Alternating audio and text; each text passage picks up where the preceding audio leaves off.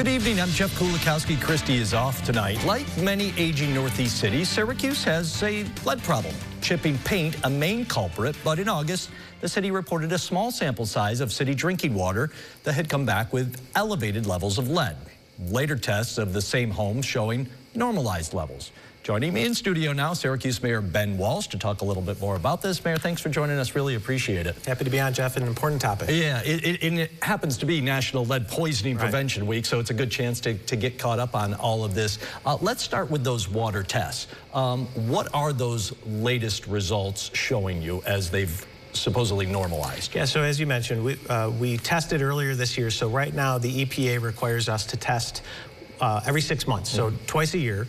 The testing earlier this year did show some elevated levels, about 26 or 27 out of a sample of over 100, with some elevated levels that exceeded the EPA standards. The first time we had that happen, and subsequent to that, we did additional testing, and the levels were well below the current EPA threshold. So based on historical data and the most recent data, we believe that what happened earlier this year was a bit of an outlier. These are self-administered tests, so there is some variation in how they're administered. We're really focusing on quality control. But again, the levels right now are where we expect them to be, and we expect that they'll continue to be there. Yeah, I think that's an important point, is how this testing is done. It's done essentially by homeowners. They're not professional scientists or anything. They're doing their best. Right. And I think you mentioned it was 26 that came back elevated out of how many homes do you have in the city of Syracuse?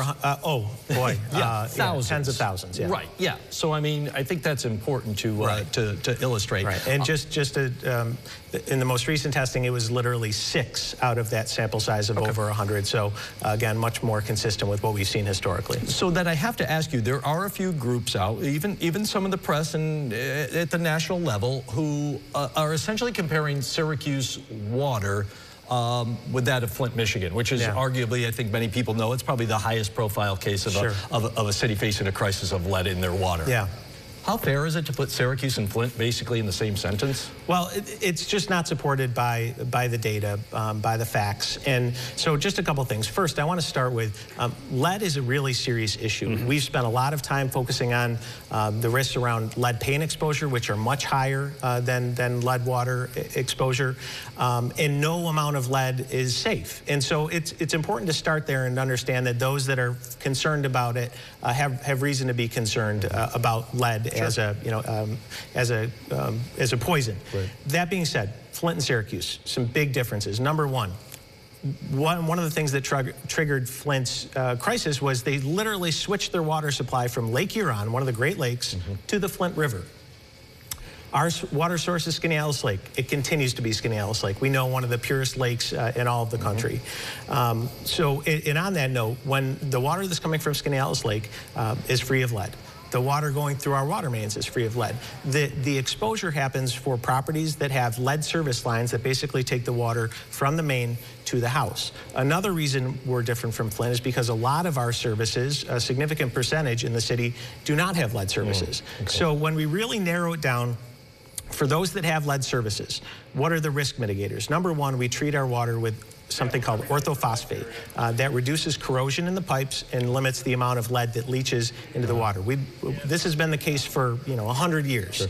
And so through that, again, typically reduces the amount of exposure and has kept our levels where they are. There are other mitigating factors that people can do if they have additional concerns, filters, running their water longer. But again, it is apples and oranges when it comes to Syracuse and Flint. Yeah, how well do we have an idea of the scope of lead pipes in the city? And I know you are working to replace them, but that's not an easy process there. We are, yeah. As I mentioned, we do have a number of mitigation measures, and the orthophosphate is a really important one. But the most effective mitigation measure is to get rid of them, right? And to replace them with copper service lines, which we have been doing.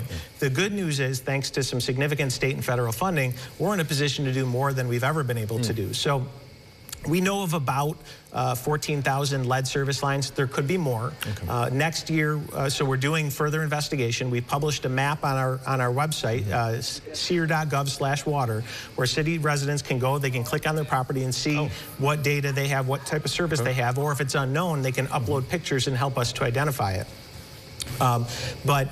Next year we expect to replace over 3,000 lead service lines. So if you do the math, we think we could largely replace them all in about 5 years, which is much faster than what the EPA is requiring of municipalities. So again, it's something we're very much focused on. We're taking very seriously, but you have to put into a broader context, and we don't want to do is create panic and unnecessary fear and anxiety among citizens. I grew up in a house with lead service, and I'm okay. And the vast majority of the people are in the same case. But again, for those where a risk exists, we want to help them mitigate it. I got about maybe 30 seconds, and this might not be fair, but you did mention paint in there. Would you say paint is a much bigger problem as far as lead poisoning than anything with water? Far greater risk, yes. And that's why we're working so hard on it. Anybody that has an old house with old paint, it's a significant risk, and we want to work with you on that. But we're also willing to help you understand your risk as it relates to the water, too. Mayor Ben Welsh, I really appreciate you coming in and really explaining this in detail for us. Thank you, sir. Sure thing.